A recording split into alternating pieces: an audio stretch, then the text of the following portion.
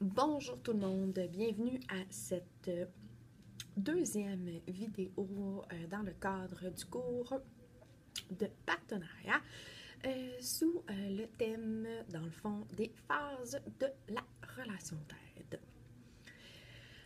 Pour pouvoir être en mesure, dans le fond, de bien participer au cours de cette vidéo, il est important que vous ayez en votre possession les diapositives 3 les diapositives, pardonnez-moi, de la page 3 et 4 du PowerPoint nommé Attitudes et techniques pour une communication optimale.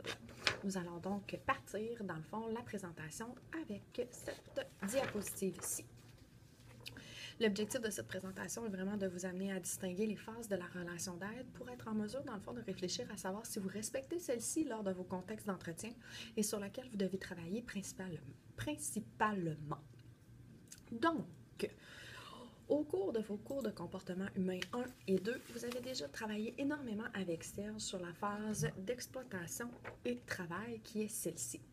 Toutefois, dans le cours de relation d'aide, nous vous apportons dans le fond deux phrases préalables à celle-ci et une phase finale. Il est à noter, dans le fond, que ces phases servent de point de repère. Des fois, ils peuvent se chevaucher, mais ils vont permettre principalement de se situer ou de nous guider dans nos interventions. Ça ne constitue pas un carcan pour lequel il faut suivre de façon systématique, mais ils vont permettre de nous représenter le processus de relation d'aide, puis de se dire, est-ce que je m'en vais dans le bon chemin ou je suis passée à côté de quelque chose? C'est des points de repère, puis ils nous guident dans nos interventions aidantes.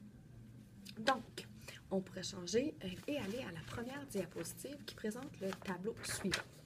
Allons à la première phase de relation d'aide, une phase qui est maintenant nouvelle pour vous, la phase de préparation.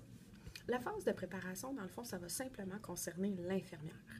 C'est le moment dans lequel elle va mettre en lumière, dans le fond, si elle a des pensées, des émotions ou si elle a des valeurs qui viennent, dans le fond, être ébranlées en fonction des informations qu'elle a obtenues. Prenez par exemple, une de vos collègues vous donne une information au rapport concernant le fait que ce patient est homosexuel et a le VIH. Et pour vous, il est impensable, dans le fond, de pouvoir traiter ce type de patient-là, car vous associez de façon péjorative ou négative cela.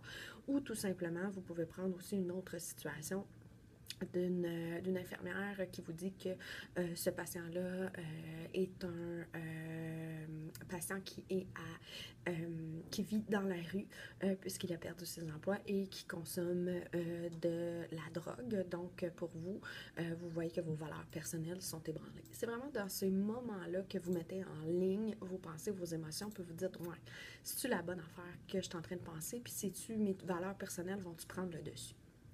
C'est aussi le moment dans lequel vous allez utiliser toutes les sources d'informations dont vous disposez pour pouvoir, dans le fond, obtenir le maximum d'infos de votre patient.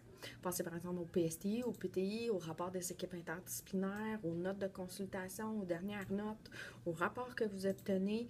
Pourquoi on fait ça? C'est pour tenter de mieux connaître le patient, d'avoir le meilleur contexte, mais surtout d'éviter de faire répéter inutilement les patients.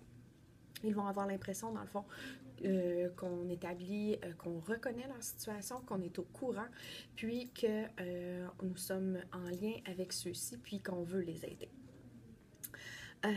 Ensuite, c'est le moment que l'infirmière, dans le fond, va se fixer peut-être des objectifs de relation d'aide. Elle va se dire, ben, dans le fond, qu'est-ce que je veux aller faire avec ce patient-là, puis quel est l'objectif qu'on peut rencontrer ensemble. Ça pourrait être, par exemple, je vais aller faire verbaliser le patient famille sur les dernières nouvelles qu'il a reçues avec les dernières nouvelles qu'il a eues avec le médecin. J'ai besoin de savoir comment il se sent par rapport à ça. Ça va être aussi le moment dans lequel elle va se dire, ouais, est-ce que c'est le meilleur moment pour pouvoir aller parler à mon patient? Est-ce qu'il vient de recevoir un narcotique puis il est souffrant? Est-ce qu'il vient d'avoir une séance de physio d'ergo du fait qu'il est fatigué? Est-ce qu'il a reçu une sédation qui pourrait affecter ses capacités de concentration puis ses capacités, dans le fond, de compréhension? D'autre part, l'infirmière va s'interroger à savoir si le patient a une barrière de la langue puis elle va se demander si elle n'aurait pas besoin d'un interprète. Ensuite, c'est dans sa phase de préparation que l'infirmière aussi va se dire « Ouais, je suis dans le meilleur environnement pour pouvoir aller parler à mon patient? Je suis à l'urgence, dans le corridor, parmi tout le monde, ou je peux avoir un environnement qui va favoriser l'intimité? » Donc, elle se prépare à aller faire sa relation d'aide. Ensuite, il y a la seconde phase et la phase d'introduction. La phase d'introduction, c'est le moment où est-ce que simplement l'infirmière et le patient, avec sa famille, vont faire connaissance. C'est le moment où est-ce qu'il va y avoir établissement du lien de confiance. C'est le moment où est-ce que les deux parties vont vivre leur première impression. C'est dans lequel, dans le fond, il va avoir... on va tenter de mettre le patient et sa famille le plus possible à l'aise. Puis, on va aussi, dans le fond, utiliser des questions qui vont de focalisation d'émotion, de focalisation de compréhension ou même du reflet pour tenter d'accueillir au maximum qu'est-ce que le patient vit et qu'est-ce que le patient, dans le fond, voudrait nous exprimer. C'est dans lequel, dans le fond, rappelez-vous, introduction égale établissement de la relation de confiance, du lien de confiance. C'est le moment dans lequel aussi l'infirmière va se présenter, elle va l'écouter, elle va dire ses objectifs, pourquoi elle est présente, puis c'est quoi, en bout de ligne, c'est quoi sa préoccupation puis son intérêt. On pourrait revenir, dans le fond, si vous voulez, aux premières vidéos qu'on a regardées ensemble dans le cadre du premier cours. Vous rappelez-vous l'infirmière lorsqu'elle a rencontré la jeune qui venait de vivre, dans le fond, une procédure d'interruption volontaire de grossesse. Dans sa phase d'introduction, dans le fond, qu'est-ce qu'elle faisait? C'est qu'elle allait, dans le fond, explorer les motifs elle allait explorer, les motifs, dans le fond, qui amenaient la patiente à être plus fermée puis à ne pas avoir de réseau de soutien, par exemple. C'est le moment dans lequel aussi elle disait « mais je t'inquiète pour toi ». Donc, elle poursuivait son lien de confiance en disant « il faut faire quelque chose puis je veux comprendre qu'est-ce qui se passe ». Nous allons pouvoir, dans le fond, changer de diapositive, puis on va aller voir, dans le fond, la phase d'exploitation ou la phase de travail. Vous la connaissez très bien, celle-ci, c'est la même que vous avez déjà vue dans le cours de comportement humain 1 et de comportement humain 2. Donc, c'est dans lequel la phase d'exploitation-travail, vous allez retrouver 3 sous-phases. La première de cette sous-phase-là, dans le fond, se veut à amener l'aider à s'exprimer sur sa situation problème, sur ses émotions, ses perceptions, ses croyances, le contexte, qu'est-ce qui se passe dans le fond.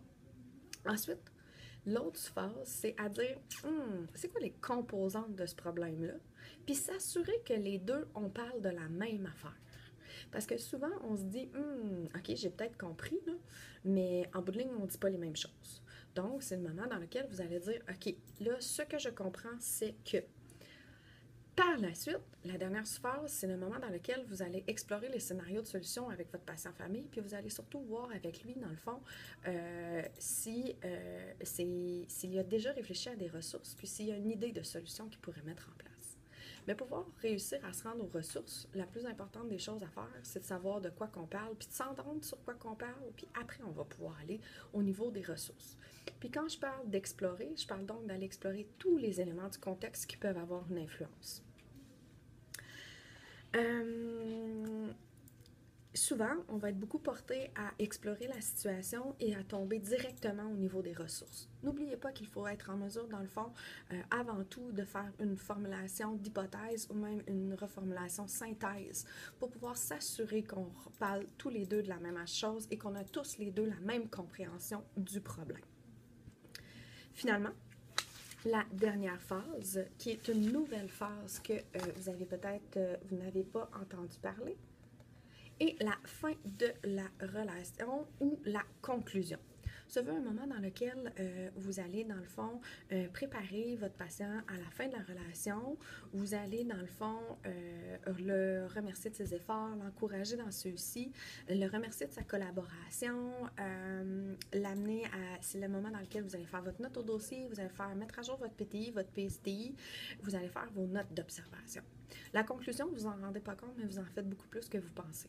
Ça peut être, par exemple, quand vous partez en vacances puis que vous avez suivi des des patients depuis une longue période, puis vous les avisez dessus ici, que vous allez revenir dans 2 semaines. Ça peut être quand vous changez d'emploi, puis vous aviez suivi des patients sur une longue durée. Ça peut être quand le patient va quitter, par exemple, pour un autre moment de soins, par exemple un patient qui est transféré de l'hospice à un centre d'hébergement. Nous allons donc, dans le fond, effectuer une phase de conclusion avec ceux-ci. Pourquoi c'est important de le faire? C'est parce que c'est un moment dans lequel on dit que la relation se termine, qu'on reconnaît qu'on a eu un moment d'échange qui est important entre les deux, puis qu'on reconnaît l'importance, dans le fond, qu'on nous y avons accordé. Je vous donne un exemple. J'ai toujours une très grande... Je trouve ça toujours très important quand je finis ma journée, dans le fond, de travail, avant de quitter lors de ma dernière tournée, de remercier les patients, dans le fond, pour la journée qu'on a passée ensemble, puis de faire un bilan un peu de qu'est-ce qu'on a travaillé ensemble, que ça soit autant pédagogiquement que où est-ce qu'on a travaillé ensemble au niveau de la relation d'aide. La conclusion, ça veut dire que oui, ça se termine pour vous, mais ça peut être aussi la passation vers d'autres intervenants. Par exemple, passer à une psychologue, une travailleuse sociale ou un agent spirituel. Donc, comme vous voyez, les phases de la relation d'aide sont multiples. En bout de ligne, une infirmière va se préparer à faire ces choses, va établir un lien de confiance avec son patient-famille. Par la suite, elle va être amenée à bien explorer le problème, à s'entendre sur le problème avec son patient, à explorer les solutions et par la suite, elle va mettre un terme à la relation d'aide. Nous travaillerons donc principalement dans le cadre de notre cours sur la phase d'introduction et la phase d'exploitation et de travail. Toutefois, n'oubliez jamais que vous avez la possibilité de poser des questions pour pouvoir enrichir vos données lorsque vous êtes dans un contexte de préparation. N'oubliez jamais non plus que les fins de relation sont importantes, puis peuvent enrichir vos relations avec les patients familles. Je vous remercie beaucoup. Je vous demande donc de compléter l'exercice. Cet exercice se retrouve dans le fond à la fin de la présentation.